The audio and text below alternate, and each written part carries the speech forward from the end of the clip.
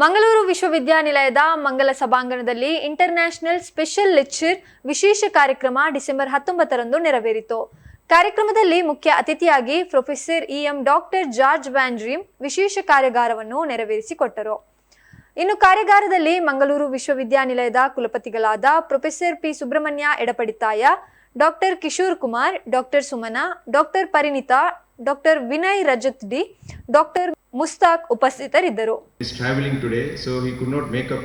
So he had sent the message for us that will be playing after some time. Dr. Vinay Rajat, Chairman Department of Sociology, Dr. Somanna, Chairman Department of Kannada, and Dr. Parinitha, Chairman Department of English, esteemed colleagues, research scholars, beloved participants, dear students, supporting staff member, friends from media, and invitees. I extend a very warm and cordial welcome to one and all present here. I am greatly honored to welcome our distinguished gathering for the International Special Lecture organized by Department of Applied Zoology, Kannada, Sociology and English. As a convener of this program, it is my proud privilege to welcome our speaker, Professor George Van Dreen, Professor Emeritus at the University of Bern and visiting professor at the Indian Institute of Technology, Guwahati, and Isabel Dalhousie Fellow at the Institute of Advanced Studies of University of Edinburgh. He has written several dramas of previously undescribed language of Himalayas, like Limbu, Dumi, Bumthang, Dzongkha. In Bhutan, he conducted linguistic survey of kingdom under auspices of Royal Government of Bhutan, collecting first linguistic data on 3 languages previously unknown to science. That is Lokku, Gontuk, Black Mountain, Mompa. In addition to his language descriptions, he published the 2-volume handbook Language of Himalayas and comprehensive history of tea entitled Tale of Tea. This book will be coming to our library shortly. His interdisciplinary collaboration with population genetist and archaeologist resulted in the monograph Ethno-Linguistic Prehistory and numerous writing on the population prehistory of Asia. It is our pleasure to have you in Mangalore University, sir. I wholeheartedly welcome you, sir. I request Professor Somanna to florally welcome Dr. George.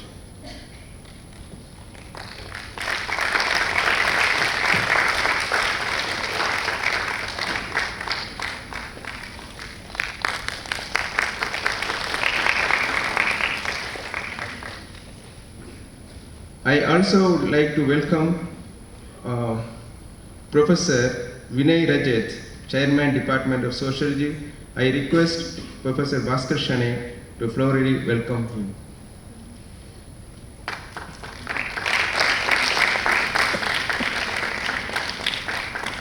I also welcome Professor Parinitha, Chairman Department of English. I request Govindaraju to give the floral welcome to him.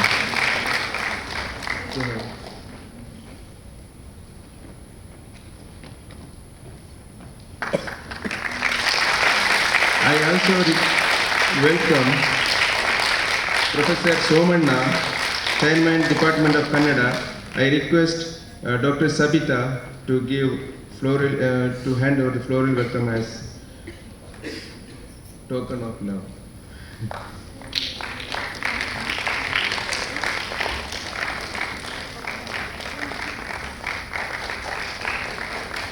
I welcome different Professor Kishori Nayak, Department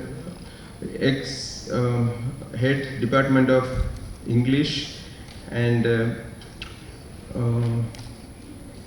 various professors from the various department and head of the department from the different and also I have some friends from the different places like Yenapaya.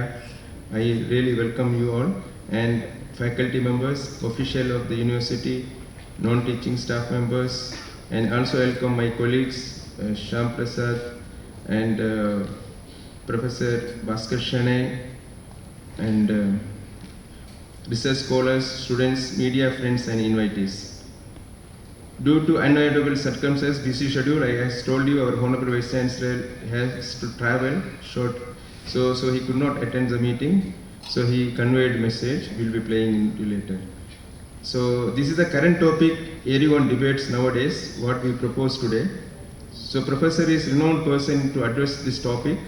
Being we are living in Karavali, we don't know by surprise, but he can read the Kannada. He is from Switzerland and Bhutan, but he knows many languages of our Dakshina Kannada. So he is with us to pour us lots of knowledge on the provenance of coastal Karnataka languages and connect to Indo-European language and Indo-Iranian, Indo-Aryan, and Konkani and Tulu, etc. So take this opportunity. I welcome you all. Thank you so much.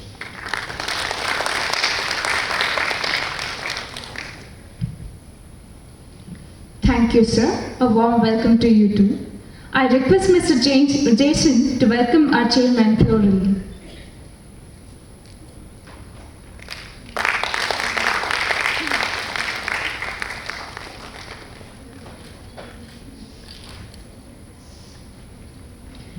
If your actions inspire others to dream more, learn more, do more, and become more, then you are a leader. Quoting John Quincy Adams, we are pleased to have the Honorable Vice Chancellor of Mangalore University, Professor P. Subramania Edapadithaya, as the presider of this program. I welcome him in his absence. Now, let us witness the presidential remarks by Sir through a video message.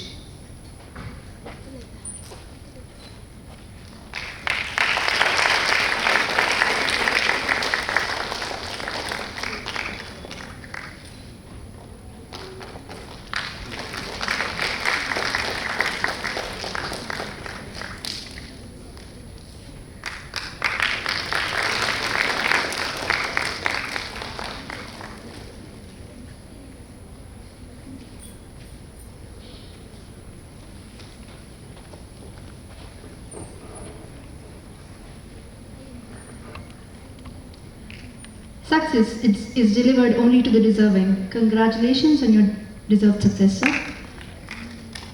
Ladies and gentlemen, it is a time for the commencement of the most anticipated events of today. The first session of the day is going to be on the provenance of the coastal Karnataka languages and the greater Dravidian questions. I now request the dignitaries to kindly vacate the stage and occupy the front seats in the audience. The session will be commencing shortly. Namaste, namaskar, friends, students, colleagues. Am I too loud? No. Am I too soft? Too soft? Oh, that's not in my hands actually. Okay. I'm going to present 3 talks today, and it is about the provenance of the coastal Karnataka languages. All 3 talks are about that. The first and the third talk are shorter, I believe, than the second talk. And the first talk will address the greater Dravidian question. Or should I try like this? This is better? This is better. So when I go away from here, it's better. Okay. So here you see, of course, an image, a sculpture from the Harappan civilization, and this is central or emblematic to the question of Dravidian historical identity, because the ideas that I'm going to set forward today, some of them will be familiar to you because this is the history of scholarship on Dravidian linguistics and the provenance, the origins of the Dravidian language communities. In scholarship. Let me see. Here we have Francis White Ellis, and he was the first to recognize that the Dravidian languages were a separate language family. What is a language family? Many of you study zoology, so you know about families and phyla and genera in zoology, and it works the same way in linguistics. And a family, in linguistic terms, is when you see that a group of languages are demonstrably related, and that you can show that they are related, and that as far back as you can go in time to see that they are related. And when this person, Francis White Ellis, looked at the languages, and of course he was not alone, there were people who looked at the languages before him, he made this bold statement that the Dravidian languages are separate, meaning phylogenetically separate, that they represent a separate language family from the Indo-European languages. This is an interesting statement because, of course, the first people who came to the Indian coast from Europe in 1498, they noticed Sanskrit, because all of the languages have lots of loans from Sanskrit, and Sanskrit is, of course, an Indo-European language. So it took people a while to figure out that the languages, Telugu, Tamil, Kannarese is, of course, Kannada, Malayalam, Tulu, Kodagu, and Malto, that they form a distinct language family.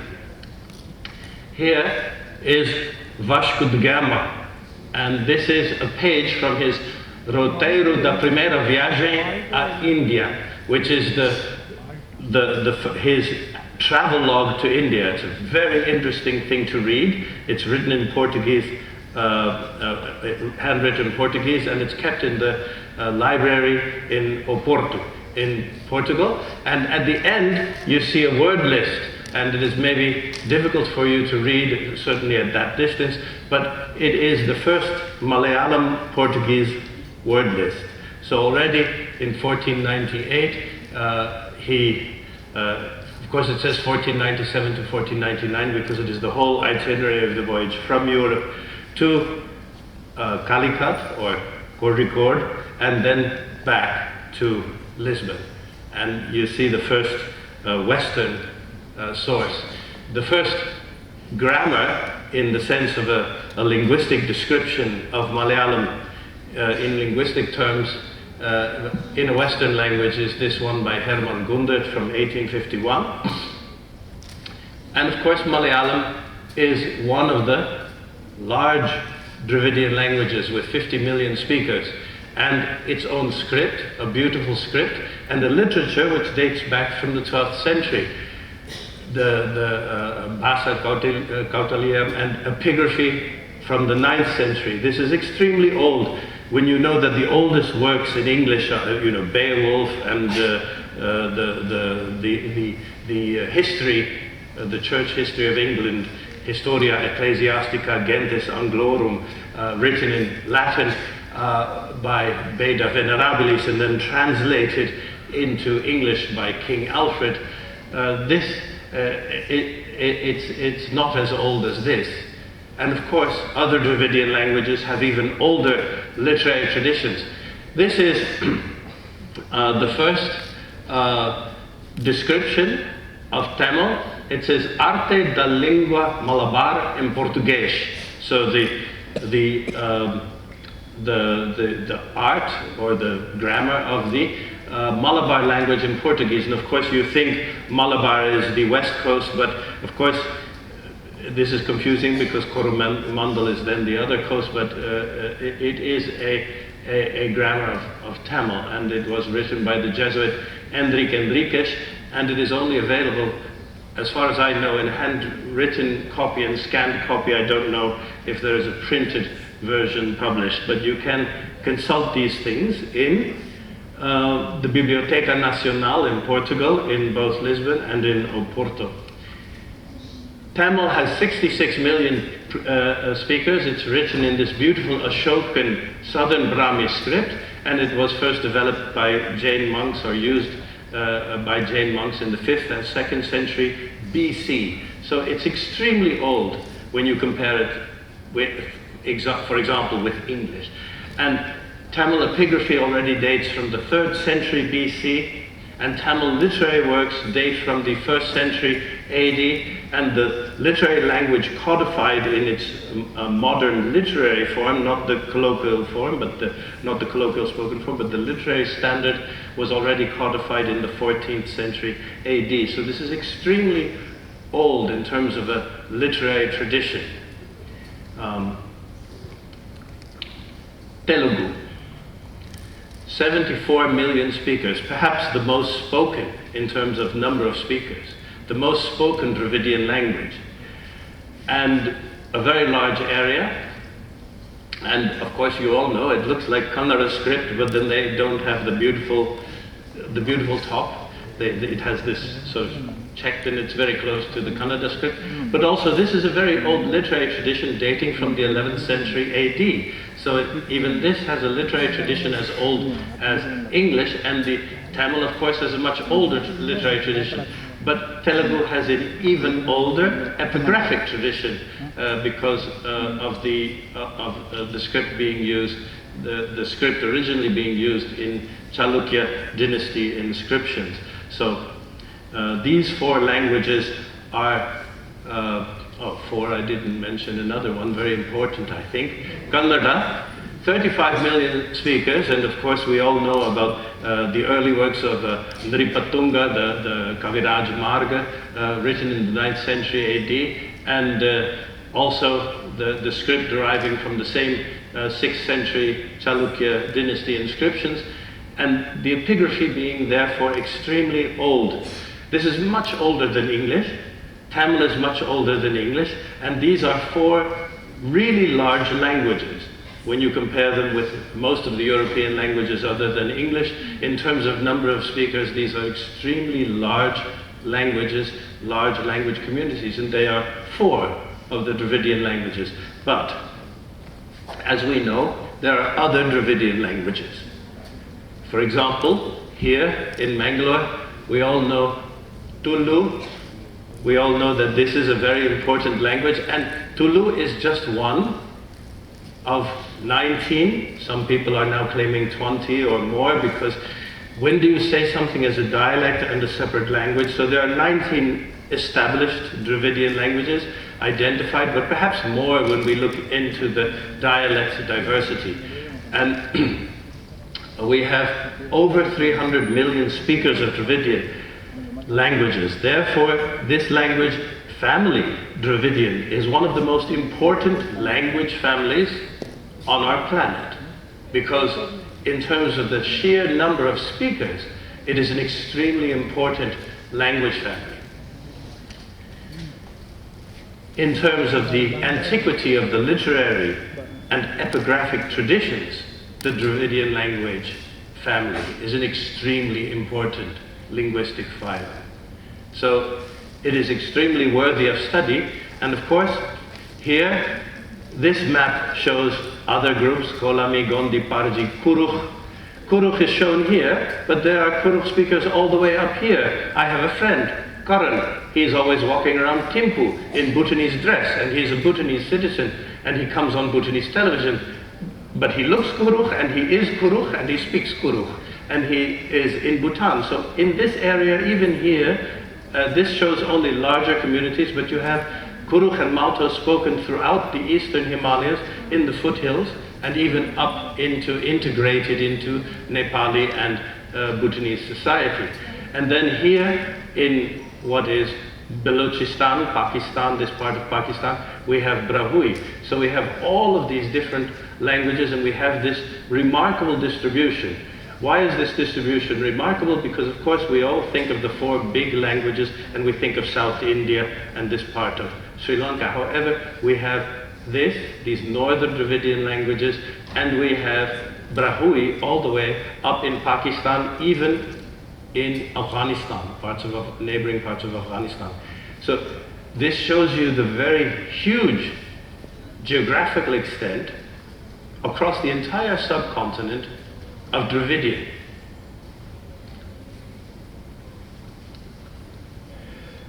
Here is Robert Caldwell, and he wrote in 1856 a comparative grammar of the Dravidian languages. He is also responsible for coining the term Dravidian and getting it accepted and used in the scientific literature. So he talked about the Dravidian language. Here you can read this portion where about a hypercorrect R. We're not even sure if that R is etymologically correct. We will mention Amino later in the talk, who worked on this topic. But he lived at this time, and he is responsible for doing the first comparative grammar. In fact, if you take the title, A Comparative Grammar of Dravidian Languages, that title gets repeated because he's the first to write comparative grammar of Dravidian languages, but not the last. So, what is comparative linguistics? We'll talk about that in the second talk. But he applied this method of comparative linguistics, this methodology, and he looked at the languages and reconstructed an older state of the language, the ancestral Proto-Dravidian. It was a first attempt at reconstructing Proto-Dravidian. And then another thing that he did in the same book is he launched this theory that is extremely well known about Dravidian being related to the language in the Behistun inscription. That means one language in the Behistun inscription. So he already launched this idea at that time. He felt that from what we could decipher from the Behistun inscription, that this language was related to the oldest form of Dravidian that he was able to reconstruct, and he thought this already in 1856. Here is the Behistun inscription, and here it's in cuneiform writing. You can see the cuneiform writing, and here you see the size of a hand.